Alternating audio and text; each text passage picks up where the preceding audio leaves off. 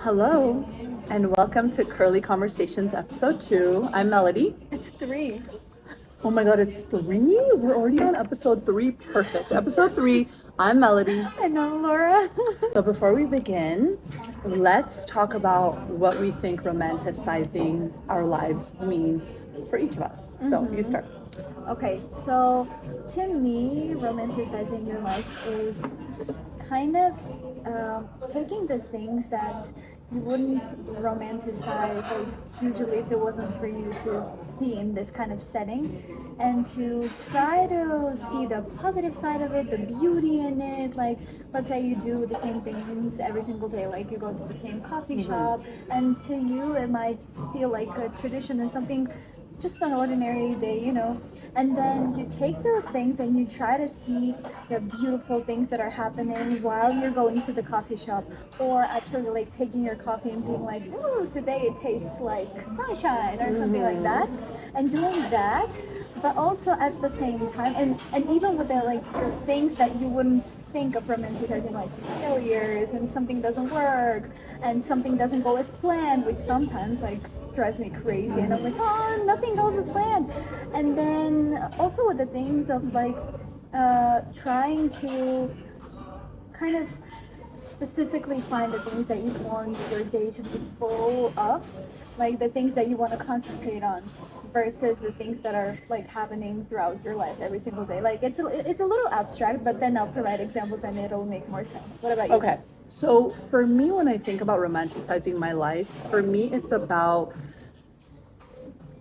appreciating the small moments. So I feel like we're at the time of our lives now where everything is very big. Like everyone's always focused on the bigger things, like the travels and the like extraordinary moments. And I feel like for me, it's about enjoying the little things of the daily life so that all those other big things are additions to your life and you're not trying to escape your life. You're trying, like, to me, romanticizing my life is truly being in love with my life every single day, not waiting for the big vacation, not waiting for the big wedding, for the big moment, literally being in love with my life on a daily basis. Yeah, and I love the enjoying part, and I agree with that so much. I'm like, let's just, for example, like you and I are doing this shooting, and we're like, how can we romanticize this? And then we were looking at the flowers, we were doing this and that, and all of that. And I feel like if somebody else, like next to you, does that on their own, but also together with you, it becomes such a special experience. But coming back to what you were saying about like trying to enjoy every single moment, trying to make sure that it's like really, really romantic, poetic, and cool and fun. When we were thinking about the topic, remember I told you sometimes like I love romanticizing my life, and I'm just even like the ordinary things I'm turning into like small videos so that I feel like I'm in a romantic movie or something like that. But on the other hand, like sometimes life gets so busy and quick, and there are days when romanticizing my life becomes like a task for me. And then I was thinking like whether it's always healthy to romanticize your life. What do you think? I mean, listen, I think that you should do what feels natural to you, of course. Like doing something that doesn't feel authentic isn't necessarily good either, but the flip side to that is sometimes you have to do the action for the feeling to come, right? Sometimes I think we wait for the motivation and the inspiration to do something, Yeah.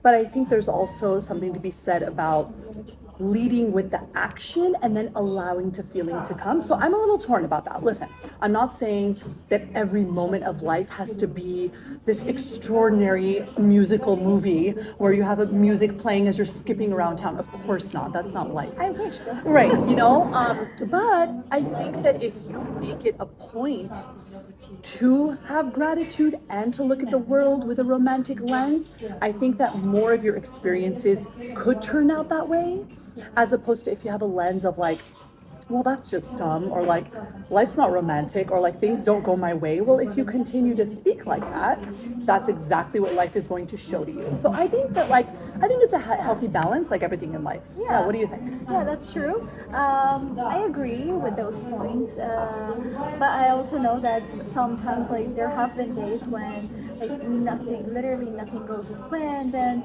like you have so many things to do that you don't even have a second to breathe, and then this happens, and like there are days when you feel like it's the worst day of your life because everything goes wrong and there's just too many things to do, and so on those days, sometimes I'm like, hold on, like I have to romanticize my life. I have to think like that or like this, and then I realize that it takes a toll on my mental health. I'm like, let yourself like express those even angry emotions or like a little bit of negativity too, so that you have to let it out, because then if not, it turns into a build-up, and then at some point you just literally, either collapse or just explode. Totally. I think that if you're feeling sad or angry or frustrated, you should absolutely allow yourself to feel those emotions. The only time I'd say those emotions are not good is if you start to identify with them as your personality, right? Like, I think it's one thing to like let yourself emote and be, but to then allow yourself to sink. And by the way, like, it, I could see why it's tempting to sink into those emotions, because sometimes you feel sorry for yourself. Sometimes you feel like life's not going your way and you're like, woe is me, like, why aren't things going my way? And sometimes it feels good to be unkind to yourself. You know what I mean? Like, it feels good to be like, oh, so and by the way, I say this because I've done it myself, where I've also had periods where I've identified with this victim mindset, right? And it feels good. But the whole point here is to allow yourself to come out of that, because to perpetually be in victim state, in victim mode, is not good for your mental health either, right? So I think, again, it's a balance. It's not being so positive, or you're not seeing and you're not allowing yourself to feel, but not being so negative, or you're not allowing yourself to see the positive and beauty of life, right? That's true. And so if we were just to take this mindset and try to kind of guide like others on how you can do this in your life. So what are the tips and tricks that you would give and be like, so this is how I do it? Just okay, so describe your like ordinary day and how I you romanticize your day. Okay, so first of all, I think I've come to a point in my life where having a lens of gratitude is just a lens that I have now with everything that I deal with. So even if something goes wrong in my day, I really try to always keep in mind that I am still grateful for my life. There are always worse things that could happen, so I always really try to keep that lens. So I think for me, like this morning, I was telling Laura, like, I kind of woke up with a little bit on the wrong side of the bed. I don't know why. I nothing really went wrong. It's just that's how I felt. But I knew that we were going to come here and we were going to meet. We were going to do this podcast. So I really gave myself a little pep talk of like, Matt, like, the sun's shining, you're healthy, you're good, get dressed and go. And so now slowly my mood is changing, right? So I think for me, it's waking up, even if I feel like I'm not in a mood to do something, just knowing that I have things to do and I'm going to do them regardless of the fact that I don't feel like I want to do them. So whether that's waking up and going to the gym. So I try to go to the gym 4 or 5 days a week. That really helps my endorphins get going, and that allows me to have that gratitude. And we see each other there. Exactly. Sometimes we see each other there. So for me, it's just about, I have a routine, and I like having a routine. It gives me structure and it gives me discipline. So, but as I'm going about my day, I think we talk about this, like the flowers in Yerevan right now with spring are so beautiful. So if I'm walking somewhere and I see a beautiful flower, just stopping in that moment to just take a photo, to breathe that in, to really appreciate that winter was dark and now it's light and it's spring. And so really allowing myself to stop and smell the flowers, as they say, and trying to connect with people that I love. So, making sure that a few days a week I'm having good conversations with friends, I'm having good conversations with family, whether it's on the phone or in person. So making sure I'm getting enough human interaction, but at the same time, making sure that I'm having enough alone time so that I could read, so that I could watch the shows that I want to watch, that I could start thinking about my life and my purpose. And so, allowing yourself that balance of human connection, but also alone time, I think for me, allows me to romanticize my life. And then I would say, like, on the weekends, just really enjoying spending time by myself. So, like, taking a book, going to a coffee shop, having my little iced coffee, reading, being around people, but not necessarily interacting with them, just seeing human life, but really focused on the things that I want to focus on. And that's kind of, for me, that's just my day-to-day life. And then, of course, going to the office, seeing amazing coworkers, having good work. Those are all the things that I feel like allow me to romanticize my life. Tell me about your romanticism. I mean, there's a lot of things that we have in common in terms of like how we romanticize life. And it's funny, I was just thinking that when you were describing it, yours were more like general and fundamental things. I was gonna bring examples that were more like details that you can do in your life. For example, like when I wake up in the morning, one of the things that I really, really like doing is going for a walk. Especially if the sun is out, then my mood is already like check marked in a good mood. And then so imagine like the sun is out, like I have to go to work and stuff, but I take my usual walks, which I would call like therapy walks. I walk to my favorite coffee shop. I take my favorite coffee from the same place every single day. And then, but before that, when I get ready, like if I have a day which is gonna be a really busy, tough day for me, I know that I have to wear something that's gonna make me happy. Whether it's like I have to dress to impress myself, and do something that would make me happy. At least I'll be like, I'm busy, but at least I look nice. And or like for example, today I have a lot of things to do, and I decided to put some sparkle. It's not visible, but I put some sparkle on my as eyeshadow. And I was like, in the past, like my friends in the office, they knew every single time I would come with like glitter on my face, and they would be like, you have a lot of things to do. And I'm like, well, yeah. So I do that, and then I take the coffee, and then I take photos of flowers.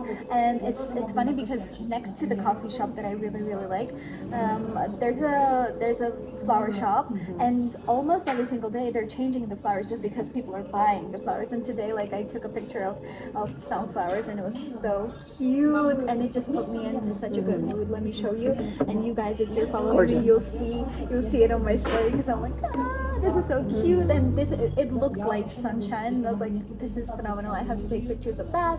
And then like I go to work, I see my favorite people, and then I come back from work, I see my favorite people at home, like my family. And then or I go to, again, like therapy walks. Walks are so therapeutic for me. So I either see my friends, and we walk together, we talk about lots of different things, and I go to the gym as well, again with my friends, which is like my own thing. But also in between, like even having my account is very therapeutic for me, because the people that I have there as like people who support me and are my friends are literally phenomenal. Every single interaction with them is putting me in a good mood.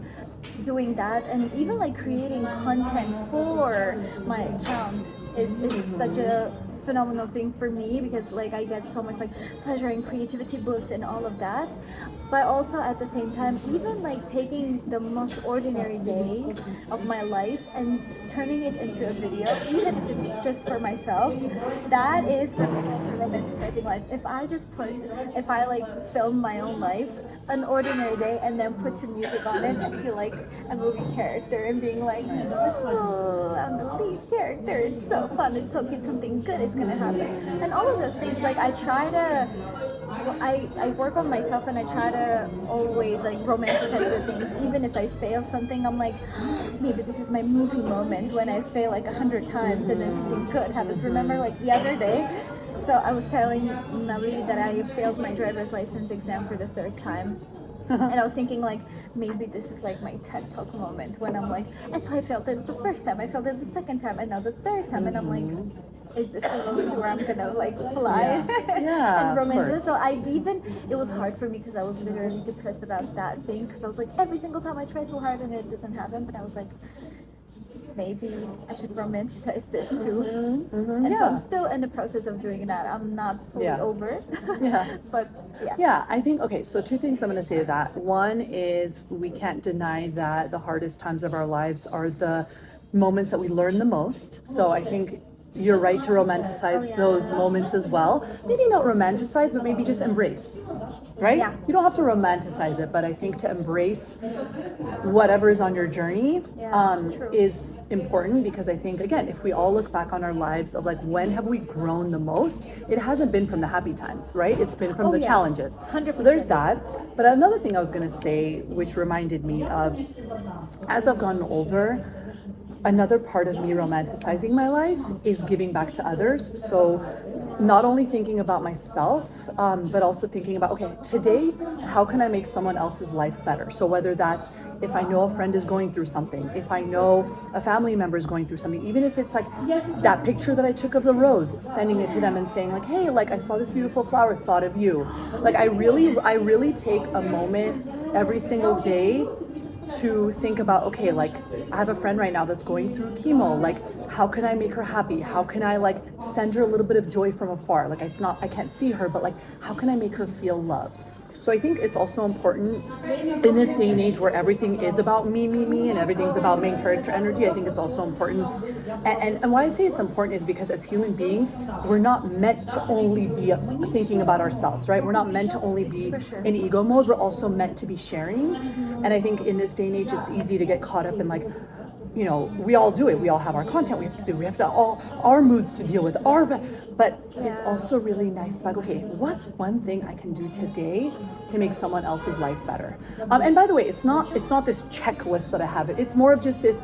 I've taken on this as a philosophy of life. Of like, not only should I be thinking about myself, but like, how can I give? And so that's become part of my mantra. It's like just give. And it doesn't have to be a physical thing, just spirit. Even if it's a smile, even if it's a compliment, right? And I think you're really good at that too. I think you're someone that has mentioned like you give compliments very freely. And I think in Armenia, I've noticed like it feels harder for people to like give compliments. Like you see people looking at certain things and you can see that maybe they're admiring it, but it's hard for them to express. And I think it's really important to express ourselves. And I think as Armenians, sometimes we're not encouraged to express. We're more like encouraged to keep things in. And I think it's nice for the younger generation that I see in Armenia now to be like, no, like it's okay to tell someone like, and by the way, me giving you a compliment doesn't mean that it takes away from me. So like Lora, your curls are beautiful. Now, does that make my curls ugly? Of course not. You know what I mean? So I think it's like right. And I think sometimes people, especially women, sometimes we think like if we give a compliment for some reason, it's like as if that's taking away from us, right? But being generous always comes back to you. Yeah, for sure.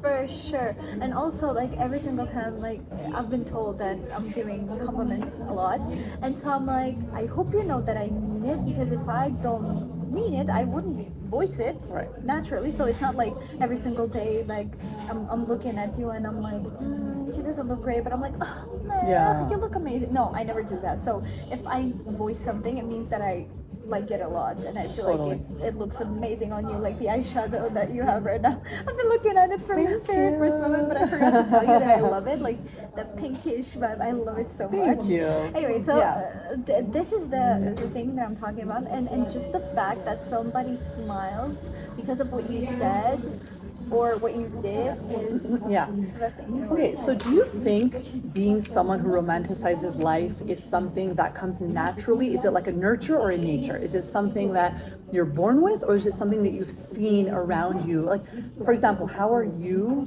the way that you are? I think it's both. I would say that it's both because I'll just say it. If you don't have it, you can have it if you work on yourself, because it's a mindset shift. It's a little bit of a like personality shift, I would say, but it also comes from within, because so I know that I've also been brought up like that. the phrase that you've said was like so similar to what my grandma keeps saying every single time. So every single time I would like complain about something, she would be like, "This is not the worst thing in the world," and I would be like, "Yeah, you just can't let me complain about this thing." But at the same time, every single now that I'm the more I grow, the more I realize that like health is the most important thing in the world. So every single time I get mad because of like meaningless things, I can get mad because of those things, but it should take like a few minutes, and as you said, because Perspective. I'm healthy, because I'm happy, I have my family, I have my friends, and that's what matters. So I think that they were the ones who educated me like this. My grandmother, my mother, they've always been like, let's just look at things positively. Let's give out to the society and not just be like, oh, me. It's not always about you. It's about the people around you as well. And sometimes like theirs is to the extreme. I think they do more for others than for themselves. And I'm like, remember yourself. So it's another topic, but I think it also comes from within, because you also start prioritizing things in your life. The more you grow, the more you like improve your own mindset and personality, and you think about the things that should really matter for you and you want to bring into this world, really like into the world, because you're bringing your energy, you're bringing your thoughts, your emotions. And sometimes like I know this is off topic, but when I see people commenting bad things on the internet, and I'm like, really, you take time from your day to do this instead of like sharing positivity or sharing something good that would and this is one of the things that you can romanticize life, and not only your life but also like others' lives as well. So basically I think it's both, and if you don't have it, you can still have it if you want to, if you have the desire, and if you put the effort. Yeah, I think that there's a phrase that says hurt people hurt people. Yeah. So to me, when someone is giving out hate, I actually feel bad for them, because it really truly shows how they feel deep down within themselves. And so that's something that every human has to go on their own journey. I've had my fair share of moments of feeling down and then inadvertently hurting others, and I'm sure we've all had it. So I think it's a journey of wanting to be better. And I think if you're on a journey of wanting to always be better, then you are going to come across certain feelings that don't feel right to you. And you're going to question those. You're going to be like, why do I feel jealous in this moment? Why do I feel competitive in this moment? Why do I feel anger in this moment? And if you really dig deep into those emotions, you'll know it comes from something. And so once you're able to work through those things, that's the only time that you can truly give generously and excitedly, is when you've worked on yourself. But if you inside are not happy and you're insecure and you're angry, well, how are you going to give that to the world? There's no way, right? So I think I agree with you. I think there's a bit of nature, a bit of nurture. I think I've always naturally sort of been positive, but at the same time, my family's also been very positive, and I can imagine people who are raised in families that maybe aren't so positive. I can see how they would think that that's more normal, right? That's normalized in their family. But I think, again, as humans and as adults, we have responsibilities to not be hateful to others, right? So it's like, if you are being that way, I think as an adult, you do have a responsibility to work on it, right? And to not go around hurting people just because you're hurt. I think when you're a kid, it's not your fault what happened to you, but I think as you get older, I think it's every human's responsibility to work on themselves, and that doesn't necessarily mean you have to go to therapy and pay hundreds of, no, you can read a book, you can journal, but as long as you want to be better, I think that's kind of like my philosophy. How do you romanticize work? Well, I love being a writer, and so for me, naturally speaking, I've gone into a profession that truly feeds my soul. Obviously now with ChatGPT, things have gotten a little more complicated. But I'm also romanticizing ChatGPT in a way, because because at the beginning I was like so against it, like this robot's going to take over my job, and I really enjoy like thinking and coming up with things and being creative. But now I'm like, you know what? It's here to stay. I need to embrace it. So now I've learned to embrace it. I use it. I'm still able to think because I ask it for things, but then at the same time, I take it, I dissect it, I take my own little things and create something new. So I'm using it as a tool to help me. And I think being in Armenia and being at the office with my coworkers, the creative team is awesome. Obviously, seeing your shining face almost every day is lovely. Just seeing good people around me. I think that's how I romanticize working. And for me, because I love what I do, I have never felt like, oh, Monday's here, I have to go to work. I've never felt that way because I've been lucky enough to do what I love. So I would say, doing what you love really helps you romanticize even your professional life. And yes, there are days where I'm like, oh, this is so annoying, or I wish I didn't have to be at the office today. Of course, you're human. But at the same time, overall, I think working and having a purpose and having a reason to wake up and do something is really good for human beings. Yeah, well, I embrace it. How about you? That's true.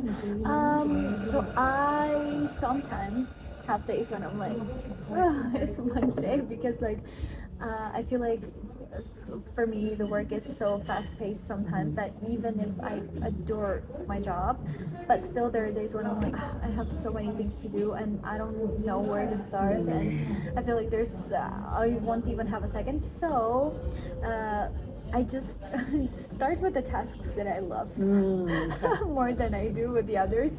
And the funny thing is that sometimes I'm having days when I'm like, I actually don't want to do any of these. So what am I gonna do now? And I'm like, okay, let's just pick randomly what I'm gonna do, and based on like the urgency and stuff, because I'll be honest, and sometimes like I've been asked like, how are you always in such a positive mood? And I'm like, it's not like I'm always like this.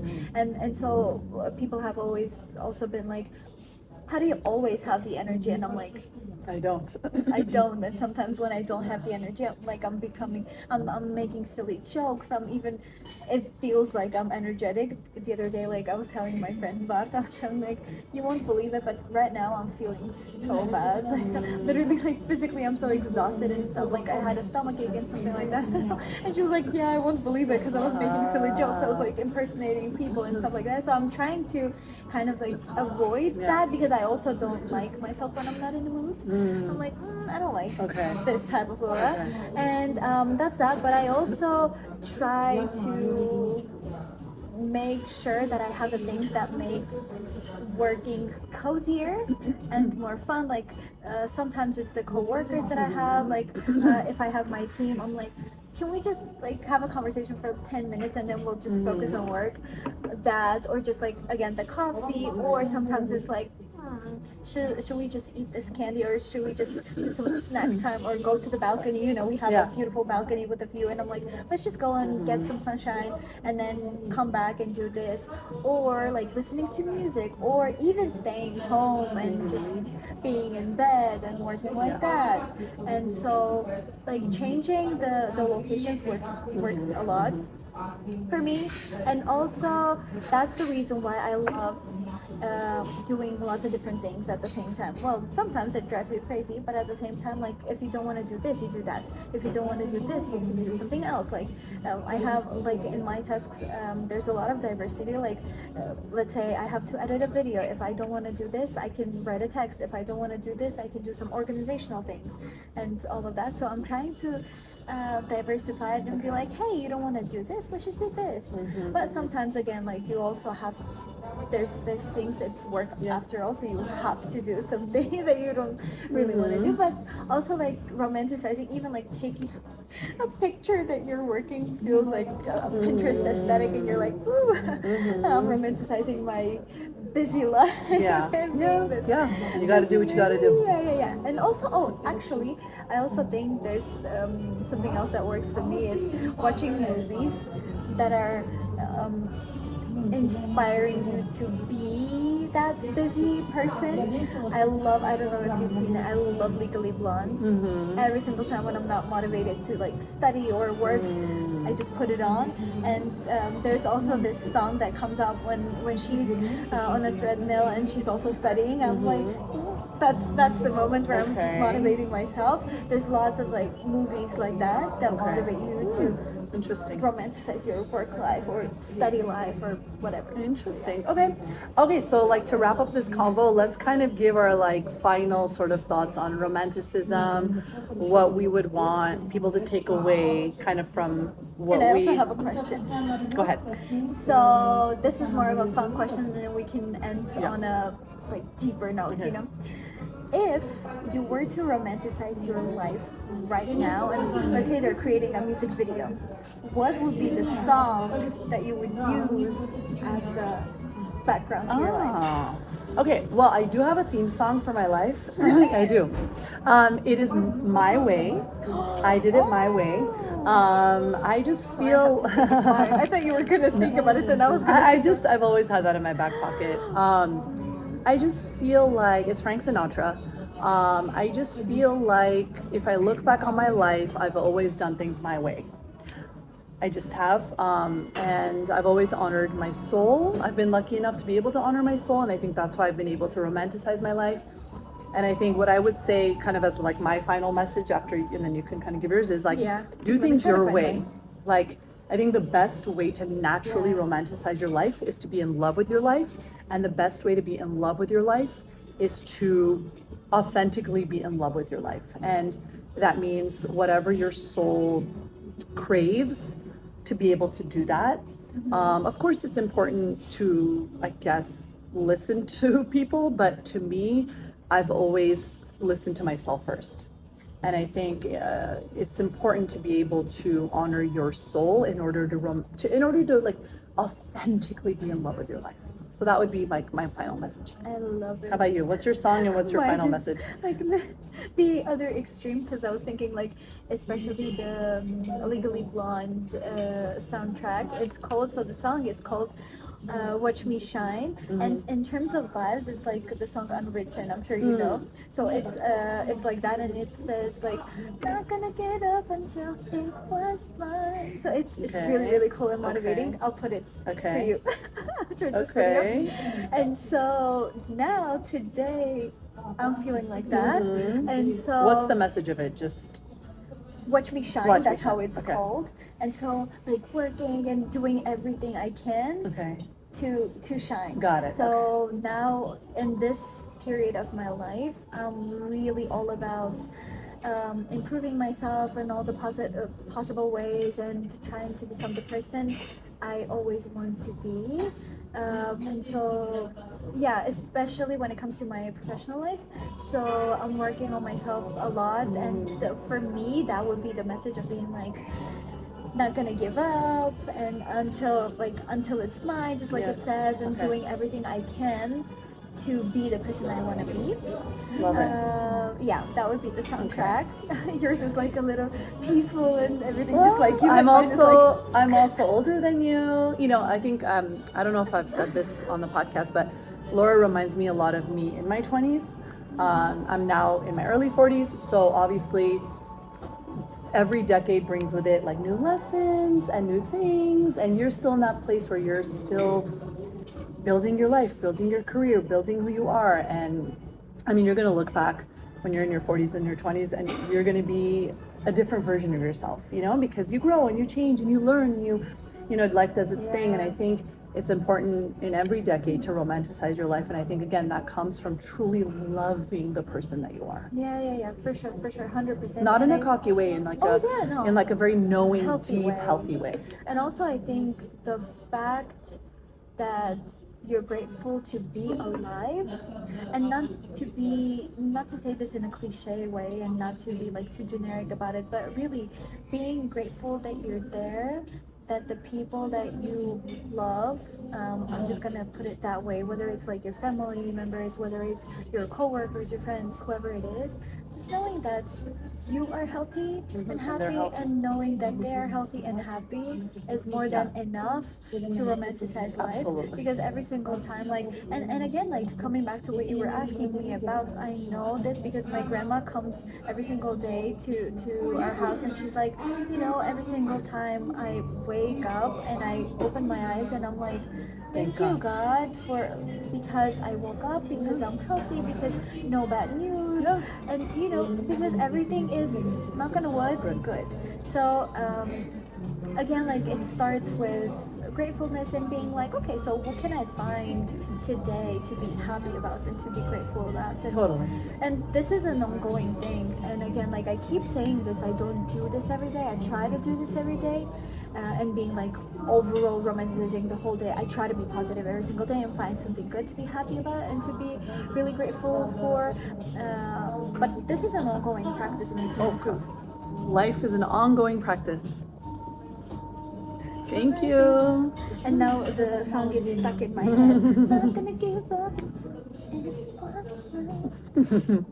And we'll see you in another episode. So Testing, 1, 2, 3. I love our little white tops. It's so much, like it's huge. But I also thought that. Also, remember I told you we needed an intro. We did? Tell me again. Like we needed to. I wanted to do like a montage of like our Okay, and so then I realized we don't have enough. So after a few episodes, we'll also introduce that new intro. I'll edit it out. I love this. You're such a girl. I'm just a girl in the world. No, I'm good. I have a lip balm. Cool. Okay, so we're talking to each other or the camera? I think we can do like both. Okay, because like I've only looked at you. Yeah, and I was and also then you were looking at the girl. Like I think we can do that. both. I think that's where I get a little like I'm not as natural at that. Okay, so let's see if it worked. Pause.